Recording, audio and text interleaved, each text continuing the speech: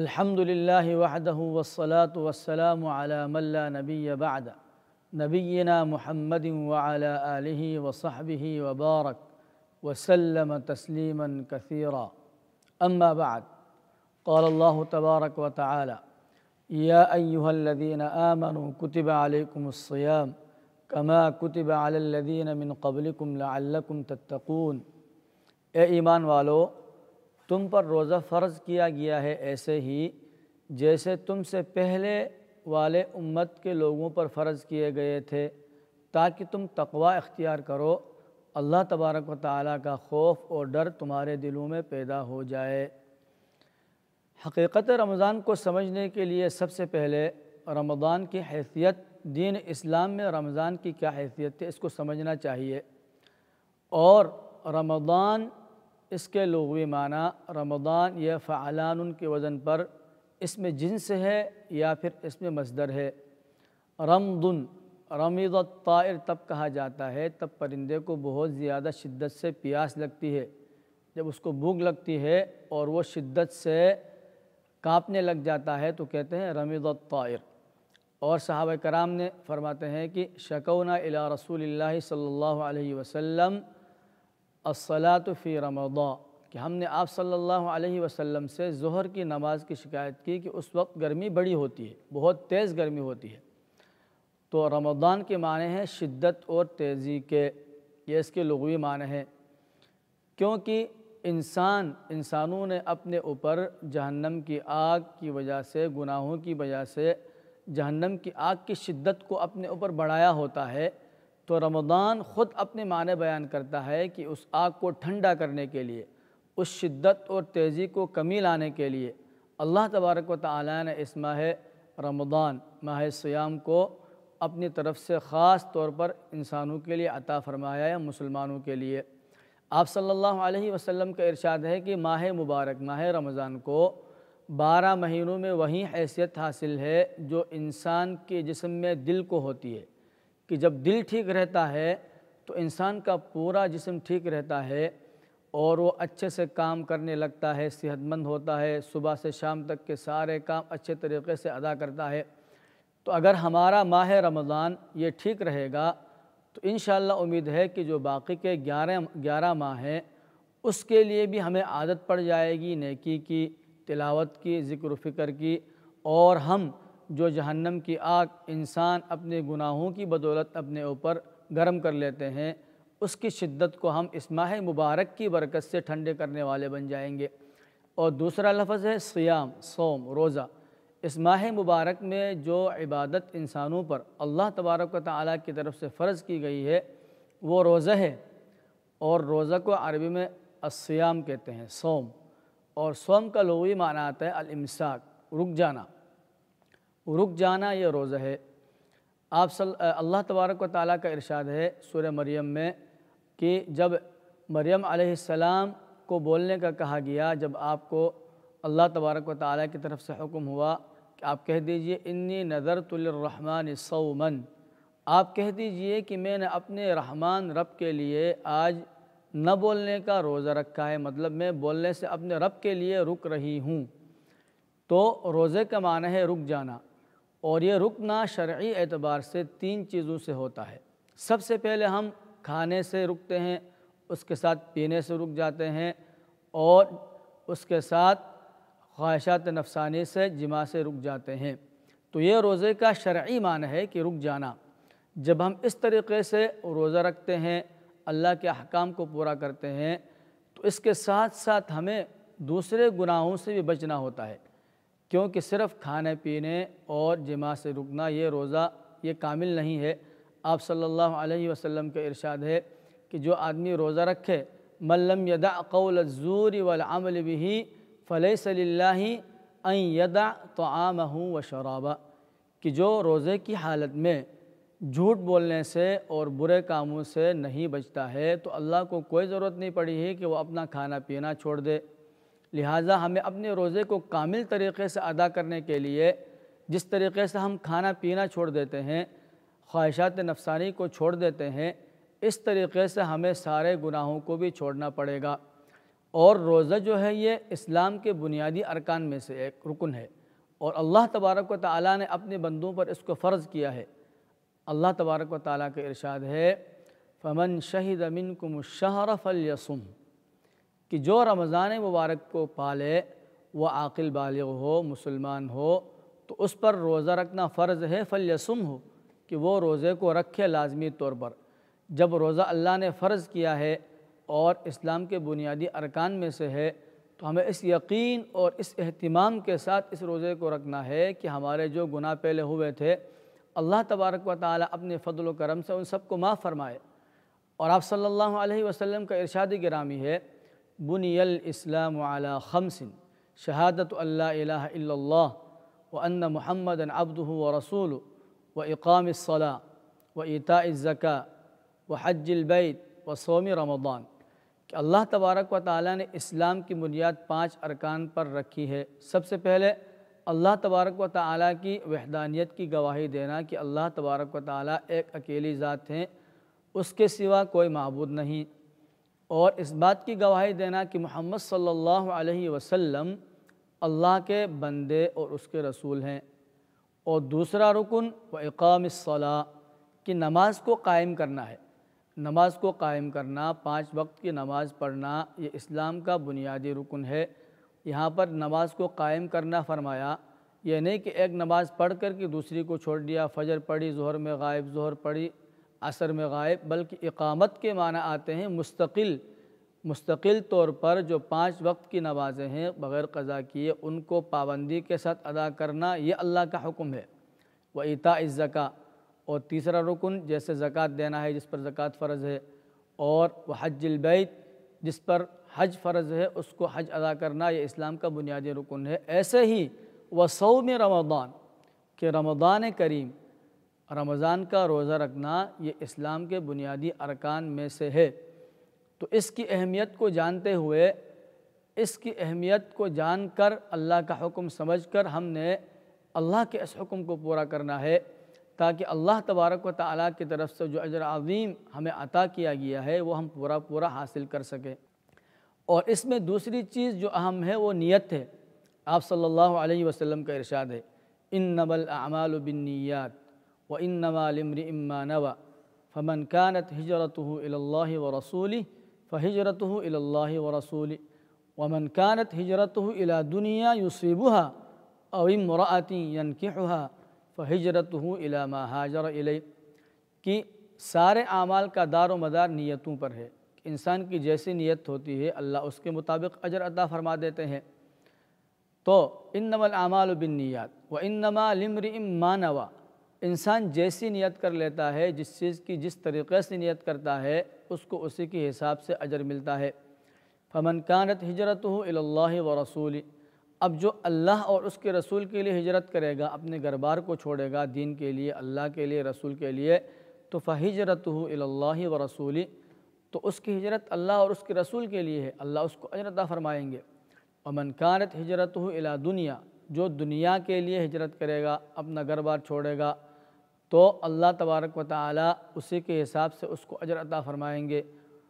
لہٰذا ہم نے سب سے پہلے اپنی نیت کو خالص کر لینا ہے، اور رمضان کریم کے جو روزے کی نیت ہے وہ ہم نے رات سے ہی کر لینا بہتر ہے،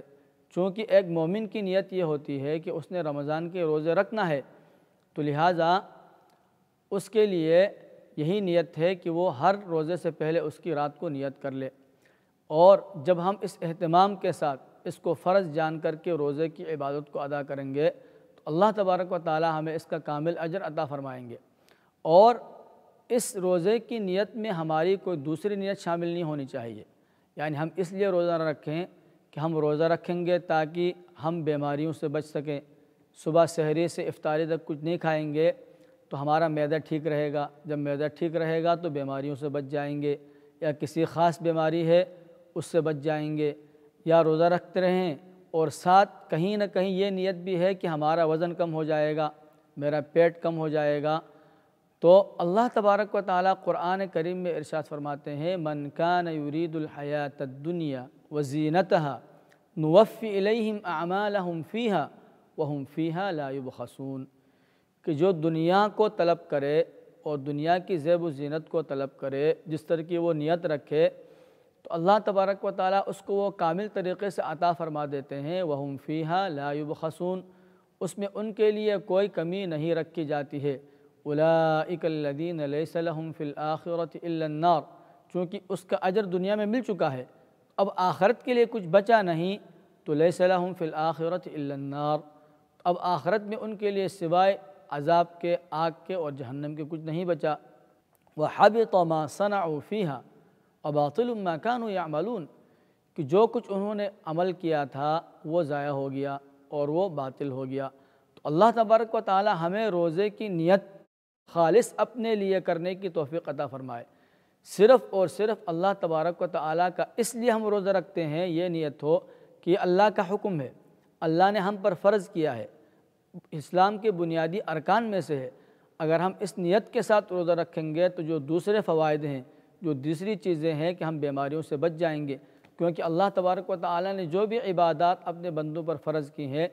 ہر عبادت کے اندر بے انتہا حکمتیں ہیں، بے شمار فوائد ہیں۔ ہم روزہ رکھتے ہیں، ہم اگر نیت اللہ کو راضی کرنے کی کرتے ہیں تو ہمیں اللہ تبارک و تعالی کی طرف سے اجر بھی عطا ہوتا ہے، اور اس کے ساتھ جو طبی فوائد ہیں، اس کے ساتھ جو ہمیں جسمانی فوائد حاصل ہوتے ہیں وہ تو ہونے ہی ہیں۔ لہٰذا ہماری کہیں سے بھی نیت روزے میں کسی بھی طرح سے کوئی اور نہ ہو، تاکہ ہمیں اس کا پورا اور مکمل ثواب مل سکے۔ اور جب ہم نے روزہ رکھا اور روزہ رکھنے کے ساتھ اس کے ثواب کی نیت کی، کیونکہ اللہ تبارک و تعالیٰ کا وعدہ ہے کہ جو روزہ رکھے گا اس کو اللہ تبارک و تعالیٰ اجر عطا فرمائیں گے، چونکہ اس اجر کے طلبگار ہم اللہ رب العزت سے ہیں۔ اللہ رب العزت کی ذات بے انتہا رحمتوں اور برکتوں والی ذات ہے، بے انتہا عطا کرنے والی ذات ہے، تو لہٰذا ہم اپنے روزے کو اس طریقے سے رکھیں کہ وہ ہر طرح سے کامل اور مکمل ہو، اس میں کوئی نقص نہ آئے، کوئی ایسا کام نہ کریں جو ہمارے روزے کے اجر میں کمی کرے، کیونکہ ہم اللہ سے ثواب طلب کر رہے ہیں۔ آپ صلی اللہ علیہ وسلم کا ارشاد ہے، کل عمل ابن آدم یضاعف له الحسنۃ عشر امثالها الى 700 ضعف، وقال اللہ عز وجل الا الصوم فانه لی وانا اجزی بہ، کہ انسان جو بھی عمل کرتا ہے اللہ تبارک و تعالی اس کا اجر 10 گنا سے لے کر کے 700 گنا تک بڑھا دیتے ہیں۔ اللہ تبارک و تعالیٰ کے ارشاد ہے الا الصوم، سوائے روزہ کے، سوائے رمضان المبارک کے روزے کے، سوائے روزہ کے کی فإنہ لی، کہ روزہ انسان صرف اور صرف میرے لیے رکھتا ہے، وَأَنَا أَجْزِي بِهِ، تو اب پھر میں اس کو اپنی طرف سے اس کا اجر عطا فرماتا ہوں۔ لہٰذا ہم اس طریقے سے روزہ رکھیں کہ وہ کامل مکمل ہو، تاکہ ہم اپنے رب سے اس کا بہترین اور کامل اجر ہم لے سکیں۔ اور اس کے ساتھ ساتھ جب ہم نے روزہ رکھا ہے تو ہمارے دل و دماغ میں یہ ہو کہ ہم روزہ رکھنے کے ساتھ اس کے جو روحانی فوائد ہیں، ذکر و فکر، اپنے دل کی اصلاح، اپنے اعضاء و جوارح کی اصلاح، اس طریقے سے ہم نیت سے اور کوشش کے ساتھ ہم روزہ رکھیں کہ جیسے ہمیں اجر ملتا ہے ایسے ہی ہمارے جسم کی، ہماری عادت بن جائے کہ رمضان کریم کے بعد بھی ہم اچھے اور نیک عمل کرتے رہیں۔ اور آپ صلی اللہ علیہ وسلم کا جو ارشاد ہے کہ اللہ تبارک و تعالیٰ فرماتے ہیں کہ الصوم لی وانا اجزی بہ، کہ روزہ خاص میرے لیے ہے اور میں ہی اس کا اجر عطا فرماتا ہوں، تو اس اجر کو کامل طریقے سے اور مکمل طریقے سے لینے کے لیے ہمیں بہت زیادہ اہتمام کرنے کی ضرورت ہے۔ اور آپ صلی اللہ علیہ وسلم کا ارشاد ہے من صام رمضان ایمانا واحتسابا غفر له ما تقدم من ذنبہ، کہ جو رمضان کریم کا روزہ اس طریقے سے رکھے، اس نیت کے ساتھ رکھے کہ اللہ تبارک و تعالیٰ کی طرف سے فرض کیا گیا ہے اور ثواب کی نیت رکھے، تو اللہ تبارک و تعالیٰ اس کے پچھلے سارے گناہوں کو معاف فرما دیتے ہیں۔